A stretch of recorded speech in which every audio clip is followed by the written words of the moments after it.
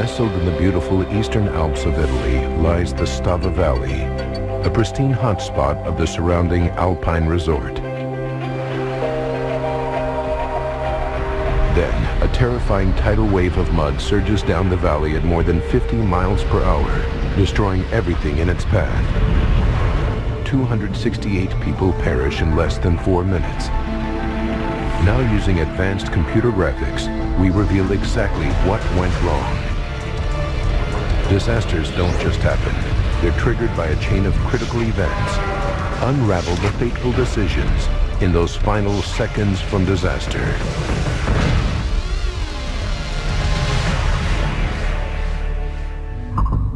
Europe, Italy, Tessero, July 19th, 1985. The peaceful village of Tessero lies in the Stava Valley. Its idyllic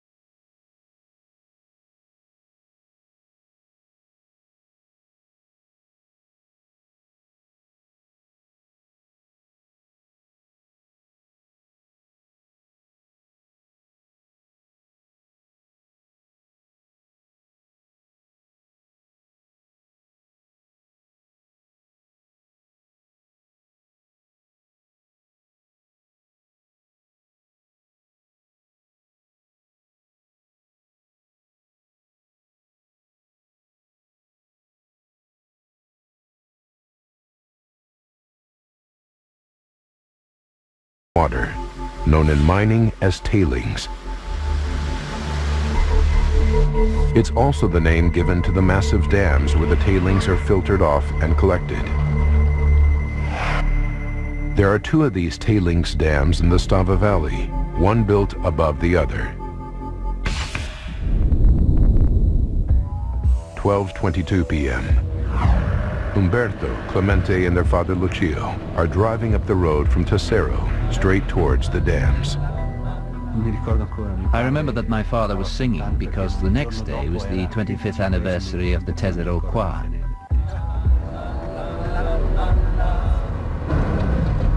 In town, Alma Treadle and her family are enjoying their lunch at the kitchen table. And in their sports shop, Lucio Morandini thinks she has found the perfect present for her father. We went to the storeroom. We opened the boxes and took out all the clothes. There was a nice tracksuit that I wanted him to try on. Over the years, the 100-foot-high tailings dams have become part of the scenery. Obscured by a dense pine forest, they are largely ignored by the locals. We all knew the dams were there, but we never imagined there would be the slightest danger. Today, all that will change.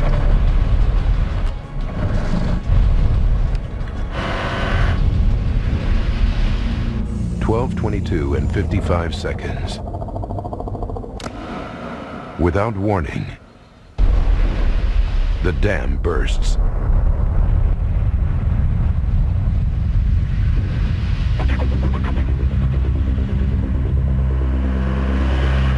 first, no one knows what it is.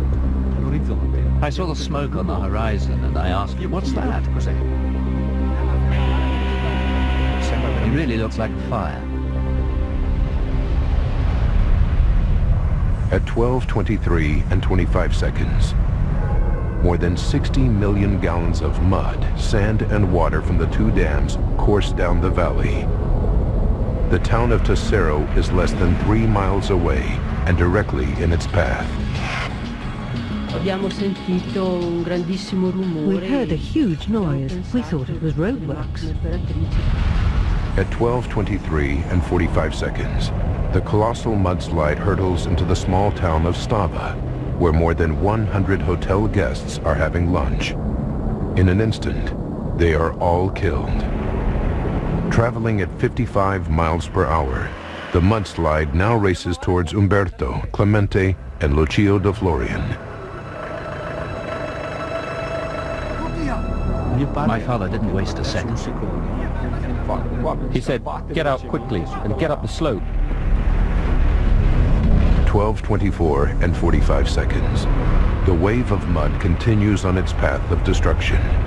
Next in line, Tesoro. It's lunchtime in the Italian mountain town of Tesoro. A peaceful afternoon, but none of the 2,500 inhabitants know that a massive mudslide is surging towards them. Just north of town, it has already destroyed the van belonging to Clemente, Umberto, and Lucio de Florian. At 12:25 p.m., the mudslide engulfs Tesoro. Alma Treadle is at home having lunch with her 4-year-old son Marco, her husband Stefano, and her mother Maria when she hears a rumbling noise. I hadn't quite leaned over the balcony when I saw what was coming down the road.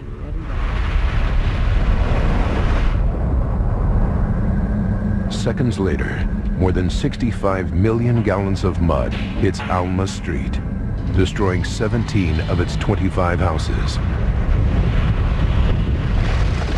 Further down the street, Lucia Morandini is working in the sports shop with her father. My father was trying on the tracksuit when we heard a huge noise. Out of curiosity, I said, "I'll just go and have a look." The devastation continues as the mudslide follows the quickest route down the mountain. Entire buildings, streets, and forests are wiped out. 12:25 and 44 seconds. The ancient bridge that has stood for 10 centuries is almost completely destroyed. Finally, 40 seconds later, it's over. The mud crashes into the valley floor, where at last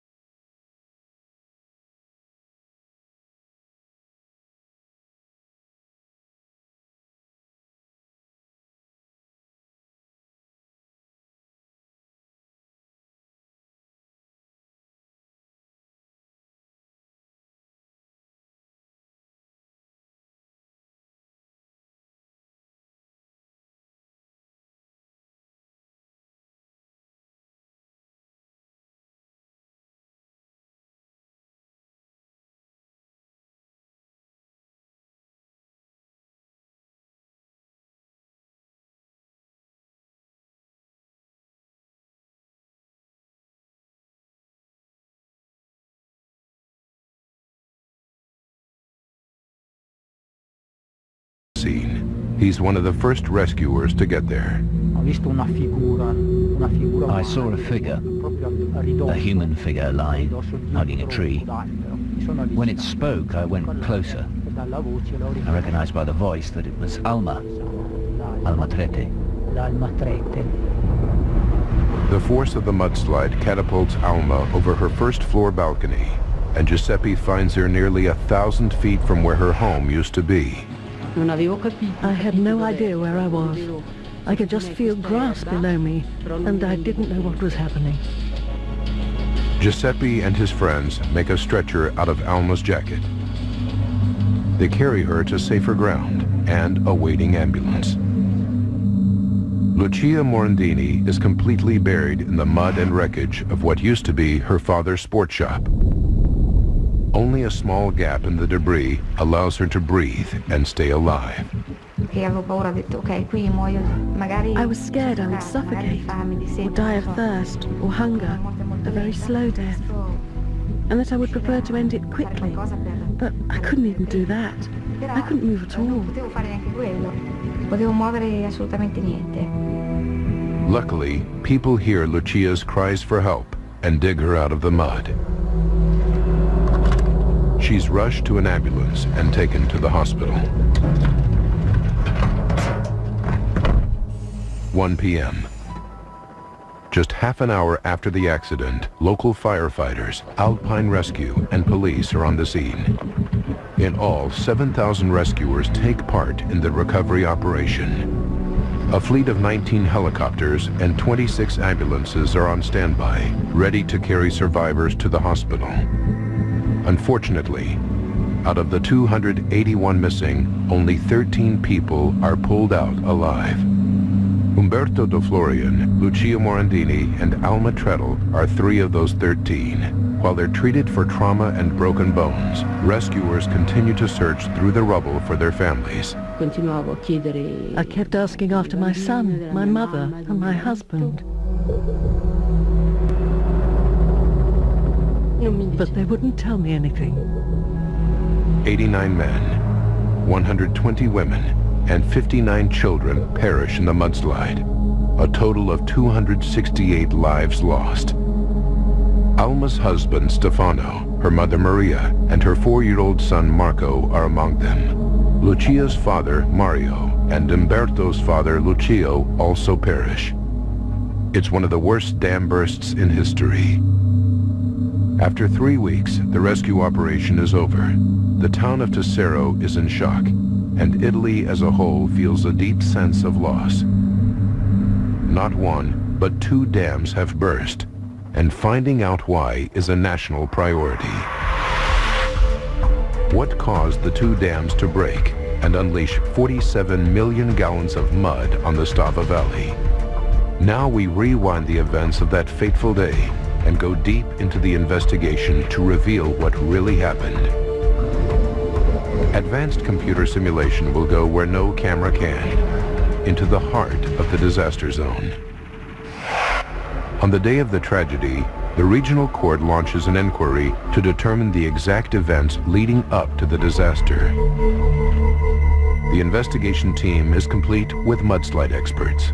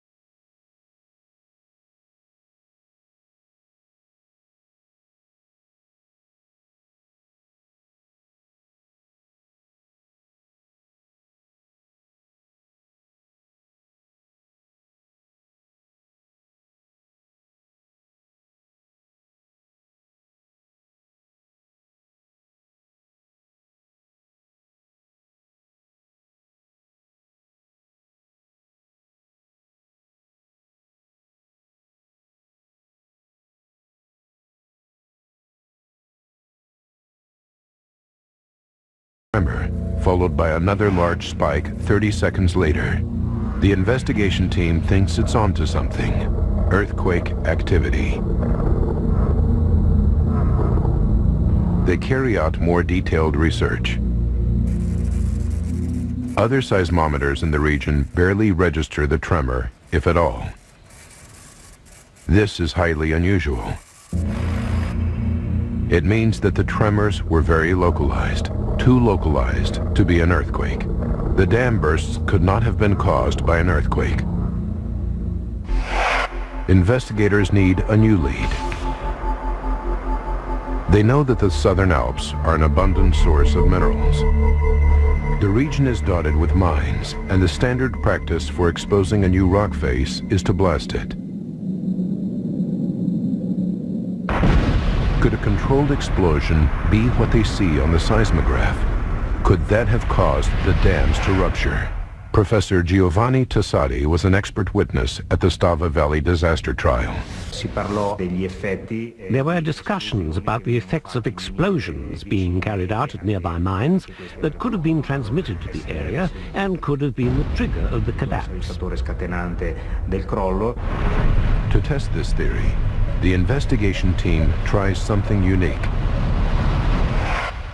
They set up controlled explosion in 3 mines within a 3-mile radius of Stava to see if such a blast could have been the culprit. Explosive experts detonate the dynamite.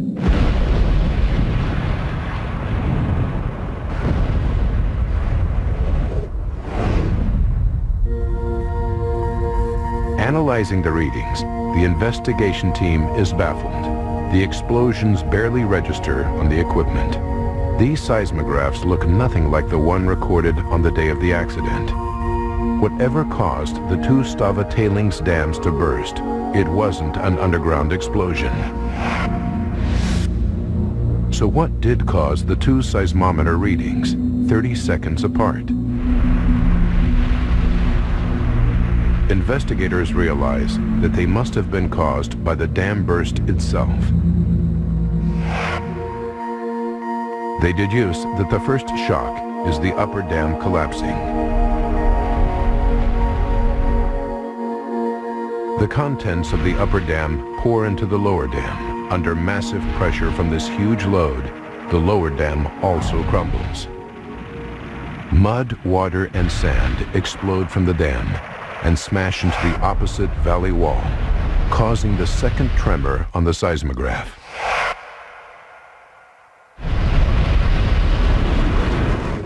Investigators now know how the dams gave way.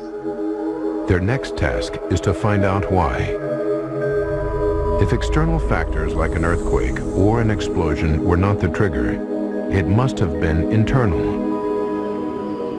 Something inside one of the dams caused the collapse.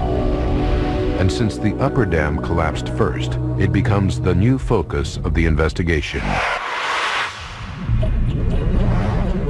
Tailings dams are widely used in the mining world. Fluorite production requires massive quantities of water. It makes up 95% of all waste products in the process. A huge machine called a hydrocyclone then separates the sand from the water.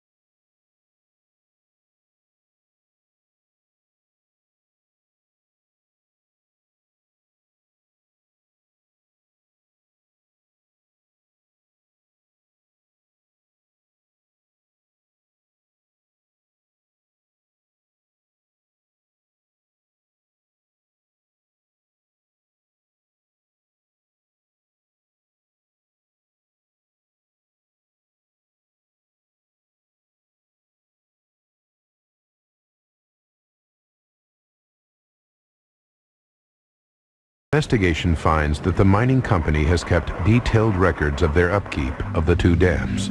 They examine them and make a breakthrough.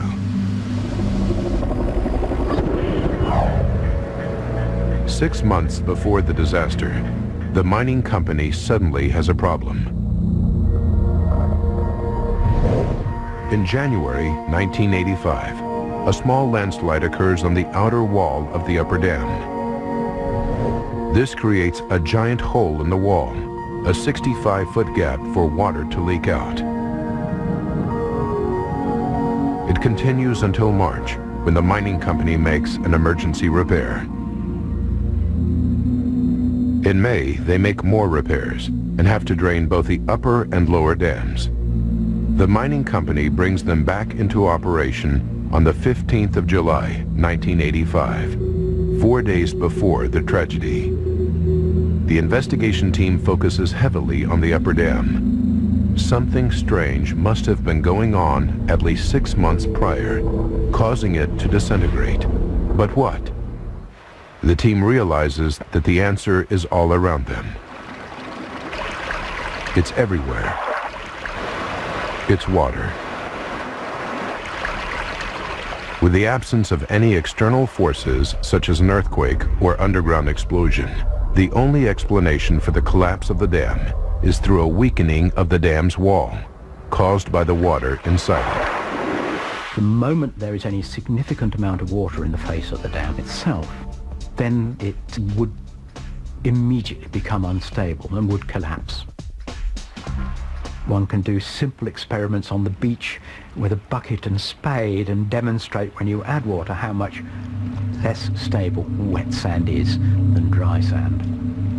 This is the problem in this particular case. The small landslide and subsequent hole that appears in the upper dam wall 6 months earlier is proof. Water from inside the reservoir saturates the outer wall, creating the 65-foot hole. 6 months later, the whole wall caves, unleashing a wave of mud that kills 268 people. But the mystery is far from over.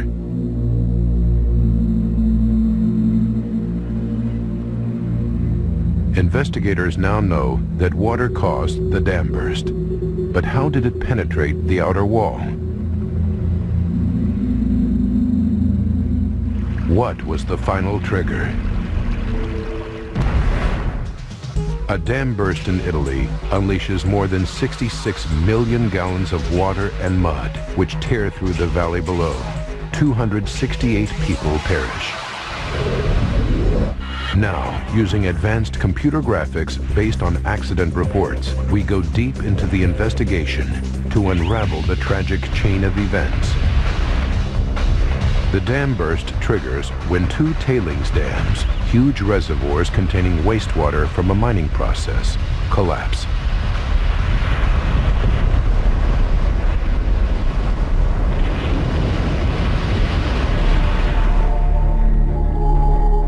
The investigation team is now certain that the upper dam caved in like a sandcastle. But it's not supposed to work this way. A pipe should drain excess wastewater before it reaches critical volume. Too much water pressure, and the water is forced into the wall, causing it to crumble. Investigators are sure this happened. But how? They start to examine why. They study the meteorological records for the 66 years before the accident and make a fascinating discovery. Maximum rainfall in the Stava Valley occurs between May and August. And 1985 was one of the wettest years on record. Almost 22% more rain fell than normal.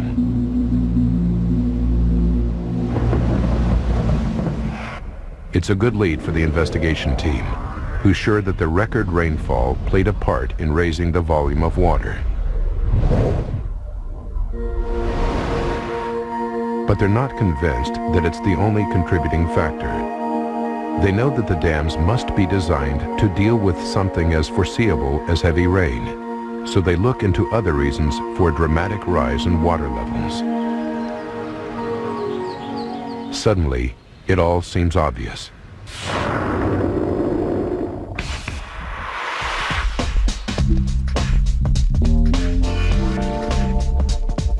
Every year, the neighboring ski resort of Latimar attracts thousands of skiers and snowboarders to its snow-capped mountains. The winter before the accident had been a particularly good one for skiing. A thick snow cover grew thicker with regular snow showers.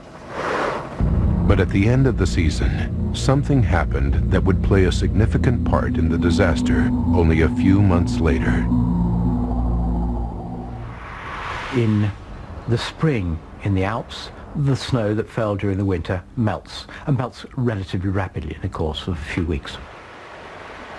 Investigators calculate that the water levels produced by the thaw that year were higher than average. Some of this meltwater would flow down the valley, through rivers, streams, and underground springs, into the tailings dams, raising the water level inside. This solves the pressure question. But investigators can't believe that increased rainfall and melting snow alone are responsible for such a catastrophic failure. The first time the upper dam sprung a leak was in January, before the rain and snow could have played a part. Investigators desperately need a new lead. They now concentrate on the heart of the accident, the wrecked dams themselves. The breach in the upper dam wall is clearly visible, but the lower dam and reservoir are totally destroyed. The investigation team calls in heavy machinery to clear the site, and they begin the arduous task of sifting through the ruins of the dams in search of a clue. After searching through 360,000 tons of mud, silt, and rubble in the remains of the upper dam, they find one. It's the drainage pipe, and it's broken. Now they're onto something. They take a closer look at the pipe. Crucially, it shows signs of an earlier repair. A length of the pipe was replaced. But over the years since the repair, the weight of mining waste or tailings placed on top of it has caused it to sag. Then, with the passage of the years, the tailings built up above this pipe, and the pipe could have pulled out of its end joint, allowing water, which was draining the upper dam, to be discharged into the tailings at a location quite close to the outer face of the dam. Eventually, it would have pulled free from its anchor points, leaving gaps and rendering the pipe useless. Now, instead of draining water away, it's actually leaking water back into the reservoir, raising the pressure inside and forcing more water to seep through the dam wall, weakening it more and more. But when did the leak from this pipe reach critical levels? Investigators realized that the emergency repairs done just 2 months before the accident are to blame. To carry out the repairs, the mining company had to empty each reservoir. As the water was drained out, the pipe could have bent further out of shape, causing bigger gaps to appear.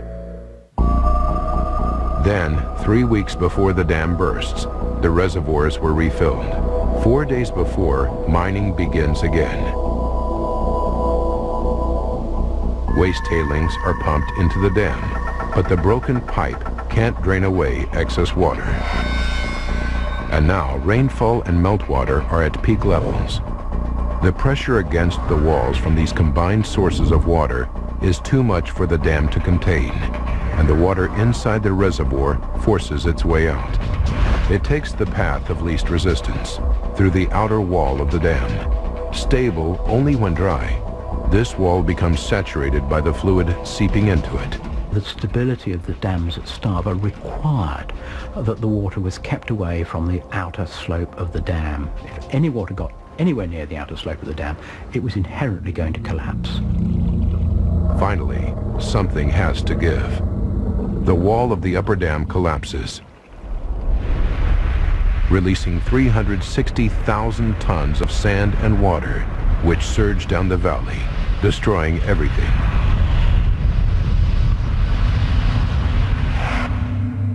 But something still puzzles investigators.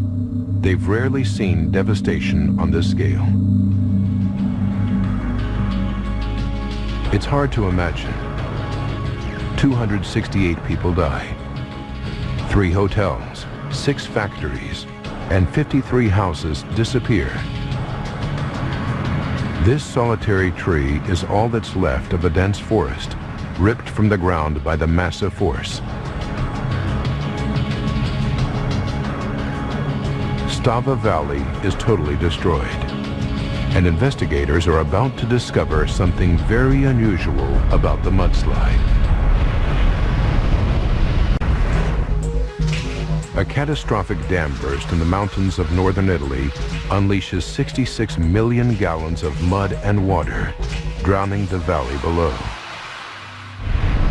As investigators pore over eyewitness testimonies, they begin to realize there's something very unusual about the destructive power of this mudslide. There were trees and soil flying through the air, even the roof of a house. It would have been impossible to get out of the whale. The speed of a train or a lorry or something, the devastation were felt all the way down to the small town of Tessero. What's so unusual about the reports is the speed and violence of the mudslide. From the seismometer readings, investigators calculate that the mudslide reaches an astonishing 56 miles per hour. This is more like a tidal wave. Investigators study similar natural phenomena from around the world. This is actual footage of a mudslide in Russia. Although on a much smaller scale, it's behaving in a very similar way to the dam burst in the Stava Valley, with the speed of water, but the destructive force of mud. Studying records of dam bursts like this one gives investigators the answers they're looking for. They believe they know why the Stava mudslide caused devastation on such a massive scale. But they have to travel back in time to be sure. 210 seconds before disaster, the upper dam's outer wall saturates with water, but it's still solid. Another second, and the dam breaks. The outer wall collapses with such enormous power that it registers higher on the Richter scale than normal earth tremors in this region.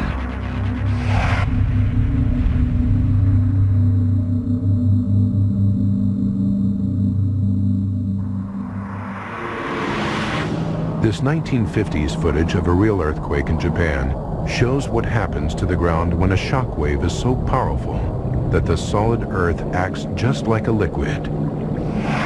It's called liquefaction.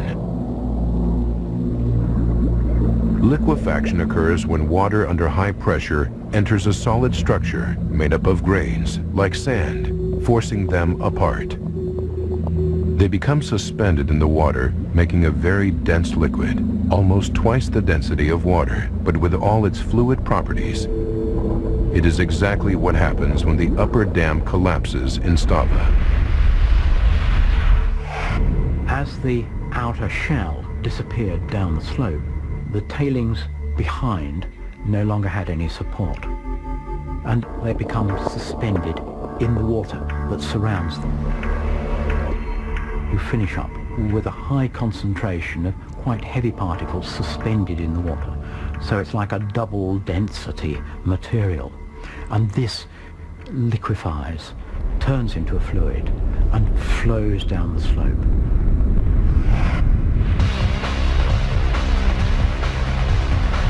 Investigators now understand the critical chain of events that caused the catastrophe.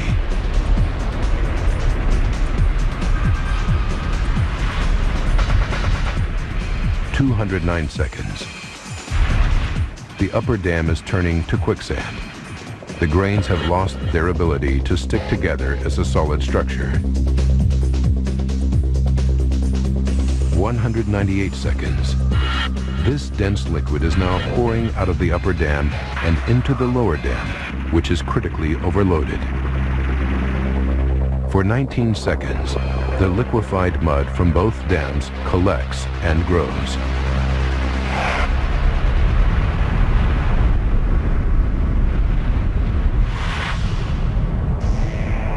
As the dams disintegrate, they throw enormous clouds of dust high into the air. It looked like smoke to Umberto, Clemente, and their father Lucio. It really looked like a fire. 179 seconds left. The lower dam reaches bursting point. It collapses, unleashing the liquefied tailings.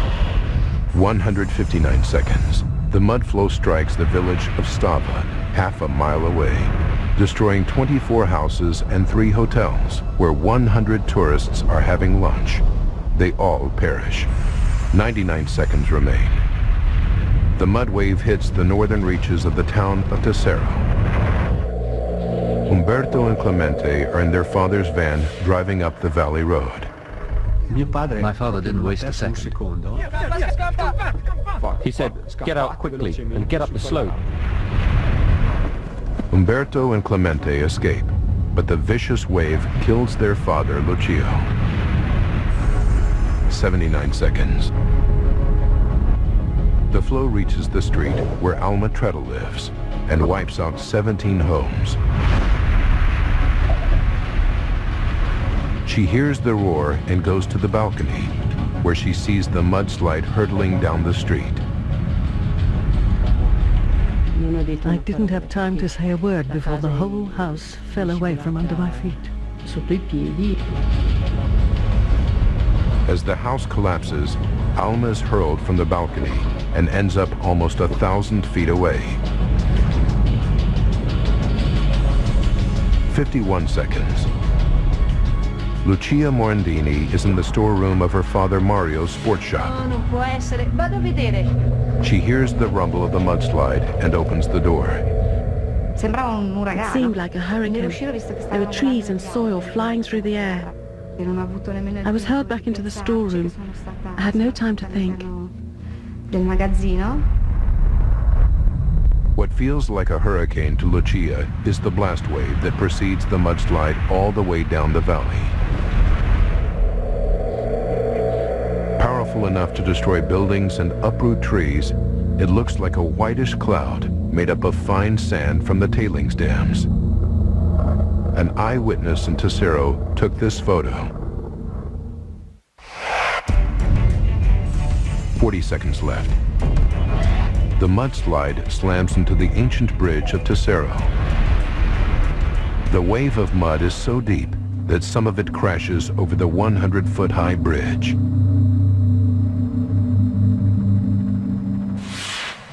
In just 3.5 minutes, more than 60 million gallons of mud, water, and debris destroy an area of nearly 30 miles.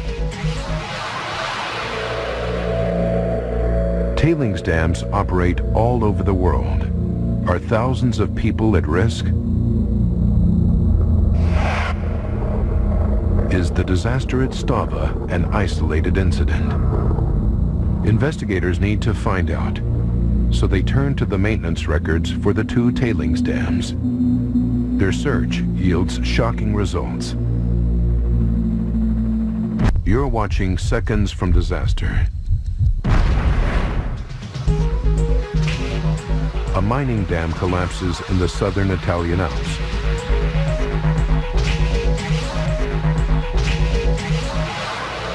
Now investigators are scouring through maintenance records to find out if the company in charge regularly monitors its stability.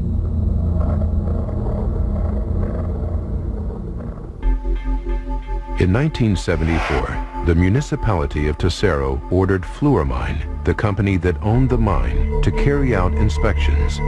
Results of the tests showed that the slope angle of the upper dam was exceptionally high, and its instability was nearing danger levels. The engineer who carried out these tests was surprised that they had not collapsed earlier. This should have served as a warning. But nothing was done, the situation was covered up, and work carried on as normal. This was 10 years before the disaster. The findings prompt the investigation team to dig deeper. They discover a catalog of errors. The soil is completely unsuitable to support the dams, and the ground is too marshy to allow adequate drainage, an essential requirement for their stability. Without proper drainage, the walls can't dry out and become solid or stable. Also, the foundations for the upper dam have been partially laid on the lower dam, which means that the upper dam has been partly built on the wet mud of the lower dam, rather than on solid ground. But most amazing of all is the inadequate repair of the broken pipe in the upper dam. With so many problems, the mining dams were an accident waiting to happen. The investigation team's findings were compelling enough to seek a prosecution, and in 1988, they went to trial. The Stava Valley disaster inquiry took 7 years to complete. In the end, 8 people from the 5 companies that ran the mine since the building of the upper dam and 2 members of the regional council in charge of mine safety were found guilty of culpable disaster and multiple manslaughter. They were all given prison sentences, and the magistrate noted in his ruling that if 1/10 of the money spent on the trial had been invested in the safety of the tailings dams, the accident would not have taken place. Today, Alma Treadle has to live with the loss of her 4-year-old son Marco, her husband Stefano, and her mother Maria. She almost died herself, yet she no longer feels resentment towards the people responsible. I don't think it's up to me to judge these men. I'm not even going to start. I know I used to feel angry because I thought, you had the duty to make safety checks and you didn't do them. Otherwise this wouldn't have happened.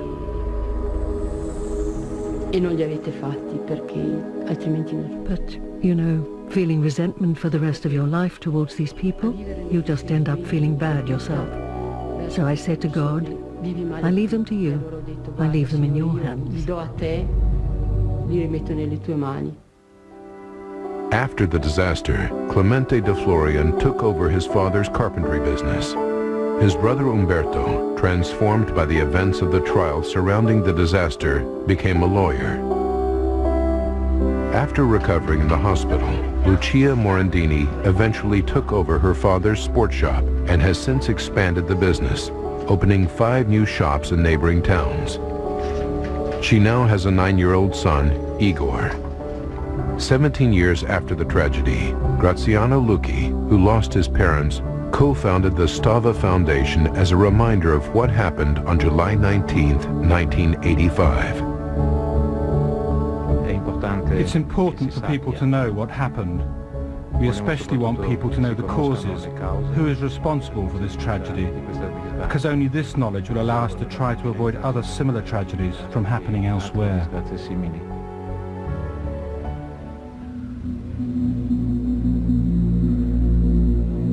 But the warnings have not been heeded. Although the safety laws surrounding tailings dams were improved in Italy, lessons are still to be learned elsewhere in the aftermath of the Stava trial. Since 1985, there have been no fewer than 33 similar accidents worldwide, 8 of them occurring in the United States. In Stava, the mine never reopened after the tragedy, but following extensive restoration, the valley has regained its former beauty. The tourists have come back, and the locals have helped each other rebuild their community and return to a peaceful, idyllic way of life.